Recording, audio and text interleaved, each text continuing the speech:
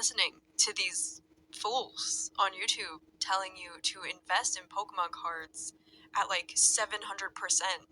like yeah, now's the time to buy. Yeah, for sure. Buy from me, actually. You want to open packs? Just come to my Rip and Ship live. Yeah, buy. This is cheap. This is still cheap, guys. You're gonna miss out. If you don't buy now, you're gonna miss out. Oh, Dusty, you've been so good to us. But is it time to say goodbye? Let's get into it with a lifelong Pokemon fan and her observations. Money for nothing. Chicks for free. I'm one of those people that this set was supposed to sort of cater to in terms of nostalgia, right? Because I've been here, guys, since the beginning, since 2001. That's when I was like 5-6 years old. That's when I started collecting Pokemon cards.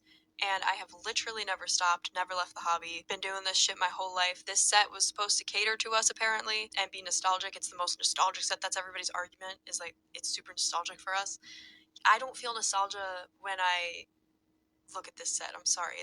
I don't know if I'm alone in that, but I don't get that nostalgic feeling when looking at this set.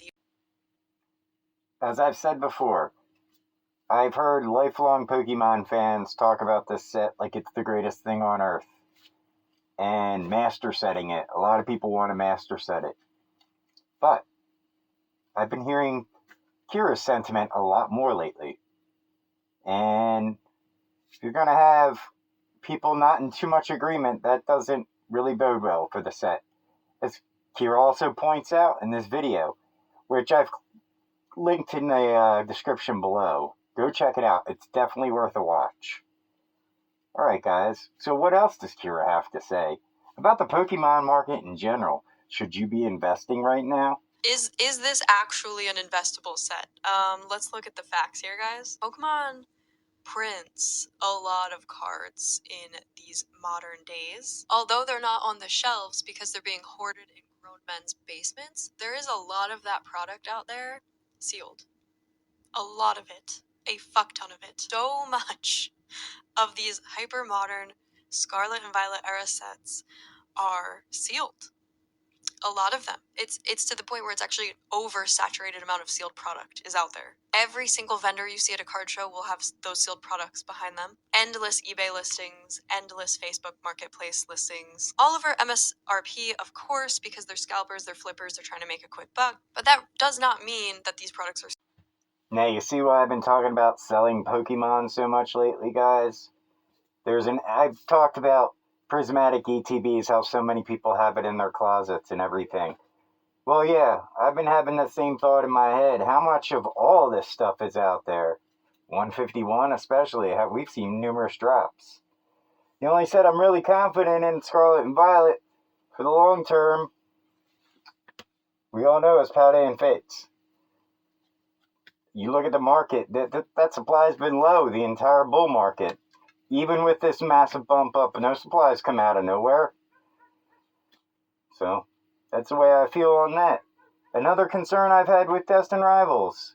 I've also mentioned how these super fans talking about how they love Destined Rivals or master setting it, they mention their kids don't like it. And I said, well, they're super young, they might not know at this point, but Kyra also has insight onto that.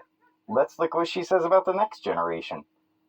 Is this set, this Team Rocket set, going to appeal to kids of today when they are grown up? My answer personally is no. Destined Rivals will appeal to our generation a lot more than it will ever appeal to their generation. And I say this as a parent too, guys. I'm also a parent of a child who is a huge Pokemon fan. It's really an important conversation for us to have right now is about, because everyone's thinking they're going to hold this stuff and retire. And I just don't think that that's going to be the case.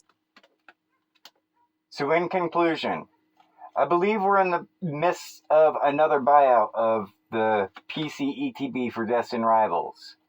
As well as, if you haven't heard the news, guys, the Paradox Rift booster box has also experienced a buyout today. Yes, more and more buyouts. I've also noticed that the Paradox Rift PC ETB, the Iron Leaves one, which I've recommended at 193, it's now over 200, and the volume is picked up. And with this buyout now, I expect a pump here and a pump here in the near future. However, all Destined Rivaled ancillary products that I've only recommended you buy at retail, not at market price. This is the only market price thing I've recommended. This was at $250. I said it'd be your last opportunity. We're going to see for another bump here and another bump here, and then we're going to be thinking about selling, seriously. As for the verdict on all other Destined Rivals product you have, I would say, which I am doing,